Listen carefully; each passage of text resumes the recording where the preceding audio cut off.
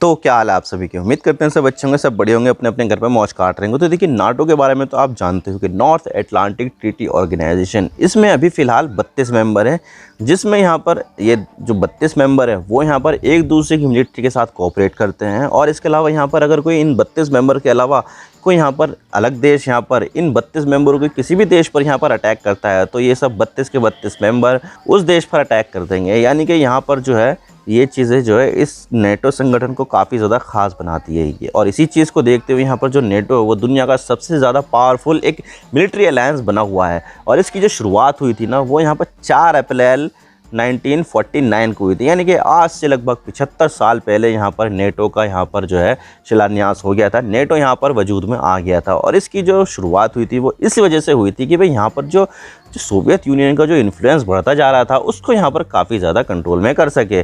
तो इस कंट्रोल में करने के लिए यहाँ पर जो है नेटो में 12 मेंबर साथ में आए और उन्होंने यहाँ पर नेटो बना दिया कि भाई यहाँ पर चलो ठीक है, इस तरह का हम संगठन बनाते हैं कि भाई यहाँ पर अगर कभी भी भविष्य में कोई देश यहाँ पर हमारे ऊपर हमला करता है तो हम सब मिलकर उसके ऊपर हमला कर देंगे। तो सोवियत यूनियन की पावर काफ़ी ज़्यादा बहुत ज़्यादा मजबूत हो रही थी।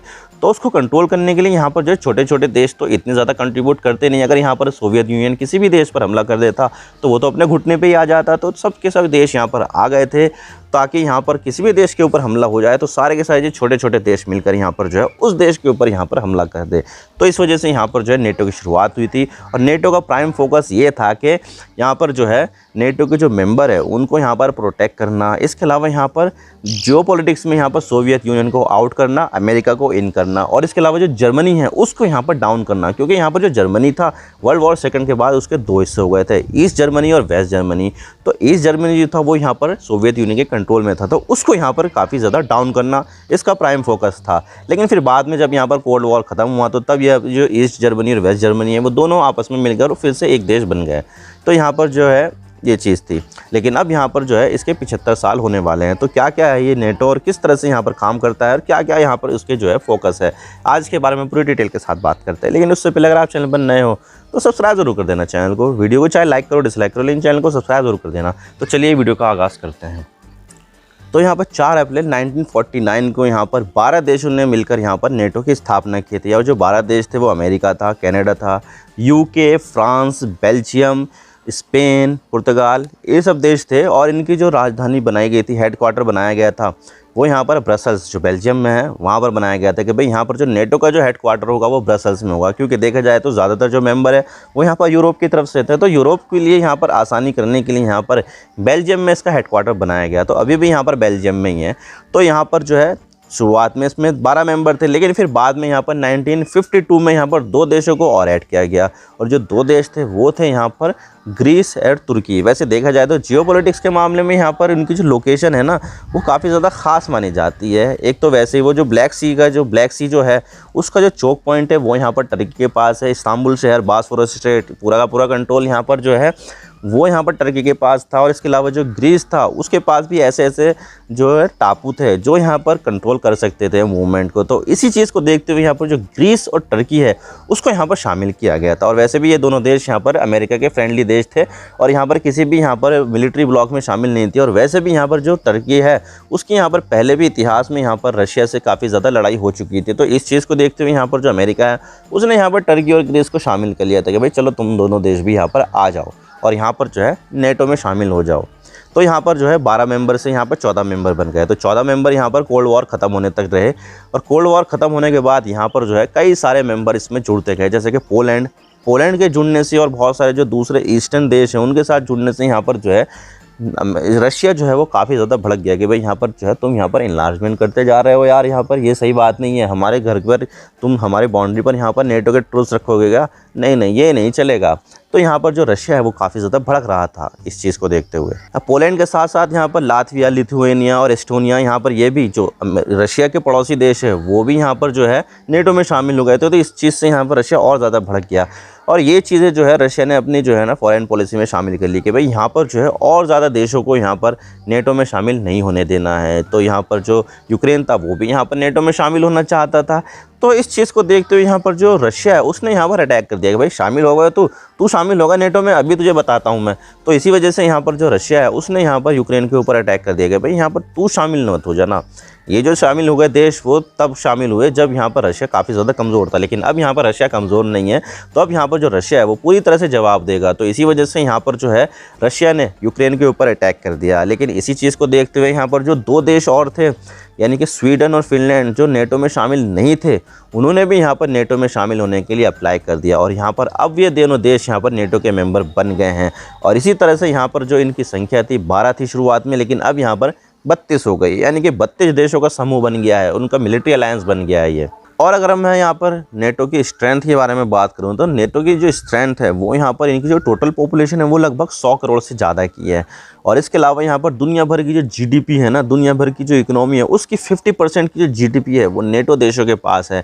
और इसके अलावा यहाँ पर उनकी मिलिट्री की ताकत की बात करूँ तो लगभग 32 लाख लोग जो है वो यहाँ पर एक्टिव मिलिट्री पर्सोनल है, जिसमें यहाँ पर सबसे ज़्यादा तो अमेरिका का है, लेकिन सामने दूसरे नंबर पर जो है वो टर्की है, फिर यहाँ पर फ्रांस है और फिर यूके का नंबर आता है। और इसी के अलावा यहाँ पर नेटो में एक ऐसा मेंबर है जिसकी कोई आर्मी नहीं है और वो है यहाँ पर आइसलैंड। आइसलैंड यहाँ पर काफ़ी ज़्यादा छोटा देश है, काफ़ी ज़्यादा दूर भी है, इसको तो वैसे किसी देश से खतरा नहीं था, लेकिन फिर भी यहाँ पर जो है अपनी सिक्योरिटी के लिए वो नेटो में शामिल हो गया। तो इसी तरह से यहाँ पर जो है नेटो एक काफ़ी ज़्यादा ताकतवर संगठन है। और नेटो की जो सबसे ज़्यादा ख़ास चीज़ जो है, जो नेटो को काफ़ी ज़्यादा ख़ास बनाती है, वो है उसका यहाँ पर आर्टिकल 5। आर्टिकल 5 में ये मेंशन है कि अगर यहाँ पर किसी भी मेंबर पर अटैक किया जाता है तो सभी मेंबर यहाँ पर उस देश के ऊपर अटैक कर देंगे। और ये जो आर्टिकल है ना वो अपने इतिहास में सिर्फ एक ही बार एक्टिवेट हुआ है और वो तब हुआ है जब यहाँ पर अमेरिका के ट्विन टावर गिरा दिए गए थे। यहाँ पर जो वर्ल्ड ट्रेड सेंटर जो था, जो 9/11 को गिराया गया था, प्लेन यहाँ पर हाईजैक करके वो जो प्लेन था वो यहाँ पर बिल्डिंग में मार दिया था। तो उसके बाद यहाँ पर जो आर्टिकल 5 था वो यहाँ पर एक्टिवेट हो गया था और इसी वजह से यहाँ पर जो है दुनिया भर का सपोर्ट अमेरिका को मिल रहा था, तो नेटो का भी मिलता। तो नेटो ने यहाँ पर अपनी जो मिलिट्री का शो ऑफ है वो यहाँ पर किया, पूरा तरह से यहाँ पर सपोर्ट दिया और तब यहाँ पर जो है अफ़गानिस्तान के ऊपर हमला कर दिया, क्योंकि यहाँ पर अमेरिका को ये सब बातें पता चली थी कि जो यहाँ पर हमला करने वाले जो लोग हैं वो यहाँ पर अफ़गानिस्तान में छुपे हुए हैं। तो यहाँ पर तब यहाँ पर अफ़गानिस्तान पर हमला किया गया। हालांकि देखा जाए तो यहाँ पर जो नेटो बनाया गया था वो यूरोप में किसी तरीके से खतरे से निपटने के लिए बनाया गया था, लेकिन यहाँ पर जो अफ़गानिस्तान था वो यूरोप में नहीं था। लेकिन फिर भी यहाँ पर नेटो ने यहाँ पर एक साथ आए और यहाँ पर जो है साथ दिया और यहाँ पर तब अफ़गानिस्तान पर हमला किया था। हालांकि देखा जाए तो वो सफल नहीं हुए और अब यहाँ पर कोई भी नेटो का कोई भी ट्रूप नहीं है और यहाँ पर वापस से यहाँ पर जो तालिबान है वो यहाँ पर पावर में आ चुका था, अब आ चुका है यहाँ पर। अब जो है सरकार है अफ़गानिस्तान में वो तालिबान की है।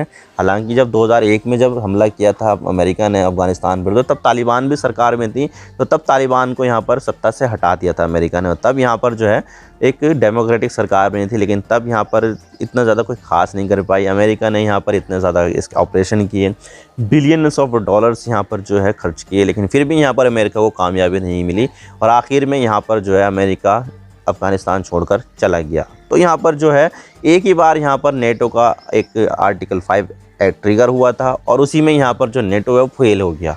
और अगर हम यहाँ पर जो है इसके फंडिंग की बात करें तो यहाँ पर इसकी कोई फंडिंग ऐसी नहीं होती है। अगर यहाँ पर कोई देश यहाँ पर अपनी मिलिट्री बढ़ाता है तो वही मिलिट्री का इस्तेमाल यहाँ पर नेटो करती थी। तो जो भी देश था यहाँ पर अपनी मिलिट्री को इस्तेमाल करने के लिए कुछ भी यहाँ पर ले सकता था, ख़रीद सकता था।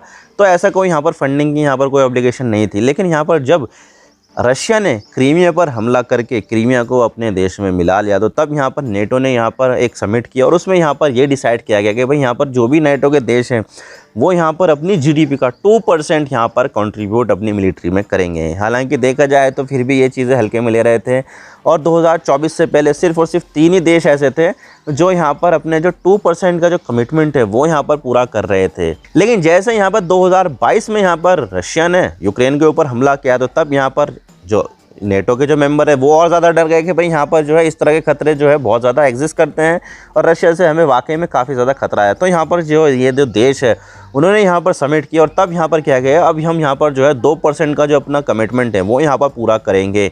और अब यहाँ पर जो है पहले 3 थे, अब यहाँ पर 20 देश ऐसे हैं जो यहाँ पर अपनी जो 2% के जो कमिटमेंट है अपनी मिलिट्री को बढ़ाने का, मिलिट्री पर खर्च करने का, वो यहाँ पर कर रहे हैं और आने वाले समय में और ज़्यादा करेंगे।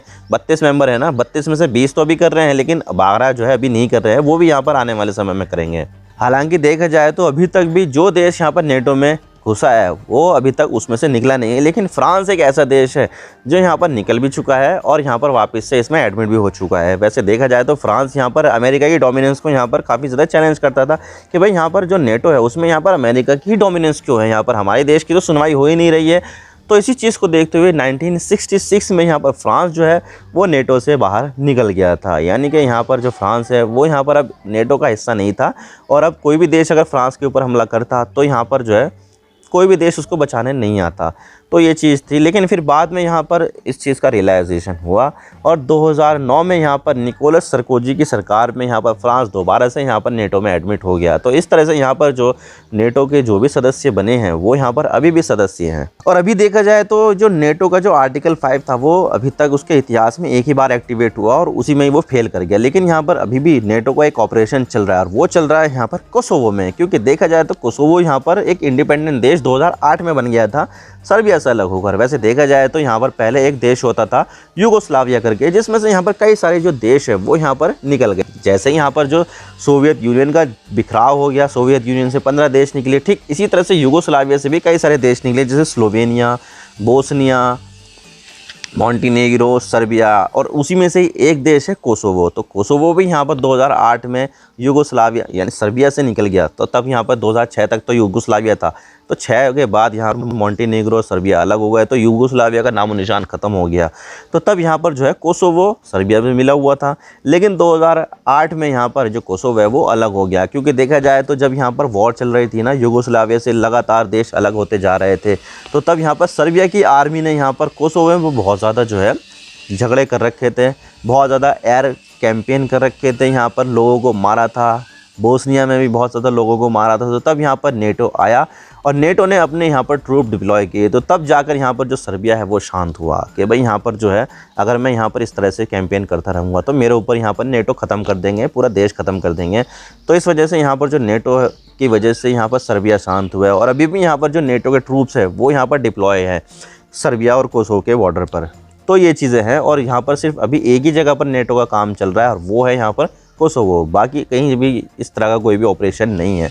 हालांकि देखा जाए तो इसमें आर्टिकल 5 एक्टिवेट नहीं हुआ है, लेकिन फिर भी यहाँ पर एक देश में शांति बनाए रखने के लिए नेटो की जो ट्रूप्स है वो यहाँ पर है।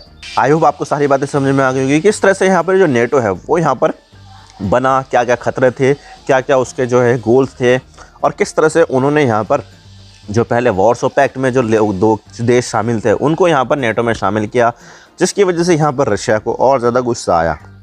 आई होप आपको सारी बातें समझ में आ गई। अगर वीडियो थोड़ी सी भी पसंद आए तो लाइक ज़रूर कर देना, और चैनल पर नए हो तो चैनल को सब्सक्राइब जरूर कर देना। आपकी एक सब्सक्रिप्शन से हमें आगे कंटेंट बनाने की मोटिवेशन मिलती है। Thank you for watching. I really appreciate your precious time. God bless you. और नाउ साइनिंग ऑफ।